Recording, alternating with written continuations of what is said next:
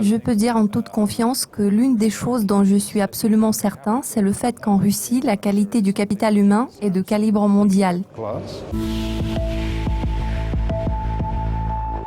Ma première question concerne le capital humain en Russie. Il s'agit de quelque chose que l'on peut toujours améliorer. À quel point la gestion du capital humain est-elle efficace en ce moment? Votre question me paraît assez intéressante. Il est curieux que vous ayez mentionné la notion d'amélioration. L'une des choses dont je suis absolument certain, c'est le fait qu'en Russie, la qualité du capital humain est de calibre mondial.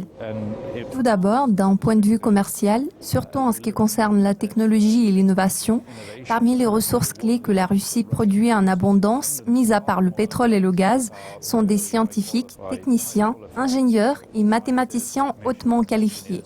La société Deloitte cherche à comprendre comment ce capital humain peut être utilisé dans des domaines tels que l'analyse de données, le machine learning, l'intelligence artificielle, etc. Nous analysons la façon dont nous pouvons utiliser ce vaste vivier de professionnels disponibles sur le marché dans le secteur financier. Ensuite, nous accordons beaucoup de poids au processus d'éducation et de formation. N'oublions pas qu'il faut guider les membres les plus jeunes de l'équipe qui ont une grande soif d'apprendre. Ils sont toujours en quête de perfectionnement professionnel. Nous investissons beaucoup dans des formations menant à des qualifications supérieures, mais nous cherchons également à aider ces spécialistes à développer leurs compétences générales afin de faire progresser leur leadership. C'est l'une des principales activités de notre entreprise. Je voudrais souligner que la communauté de nos anciens élèves compte plus de 6000 personnes, dont plus de 1000 occupent des postes supérieurs au sein des entreprises russes. C'est un grand plaisir pour nous de le constater. Je suis très optimiste quant au potentiel du capital humain. Il est de classe mondiale, comme vous l'avez dit. Qu'en est-il des flux d'investissement vers la Russie? Comment évaluez-vous la situation actuelle? En ce qui concerne le climat d'investissement, il est devenu nettement plus difficile qu'avant, ce qui est grandement attribuable au contexte géopolitique. Pourtant, nous voyons apparaître certains signaux encourageants. Nous avons récemment mené notre 3e enquête auprès des directeurs financiers des entreprises russes. Nous pouvons constater que les craintes autour de la situation économique se sont généralement apaisées.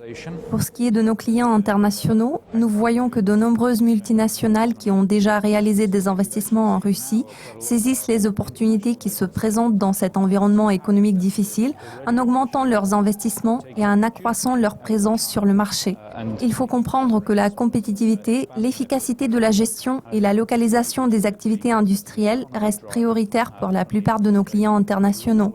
Par ailleurs, nous notons une accélération des investissements en provenance de l'Asie et du Moyen-Orient. Bien sûr, il ne s'agit pas de volumes aussi significatifs qu'on l'avait espéré il y a à peu près 2 ans.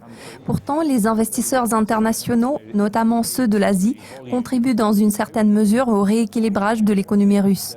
Bien naturellement, c'est un processus assez graduel qui ne réside pas dans le passage d'une activité à l'autre, mais plutôt dans le rééquilibrage des investissements et dans l'évolution de l'attrait aux yeux des investisseurs.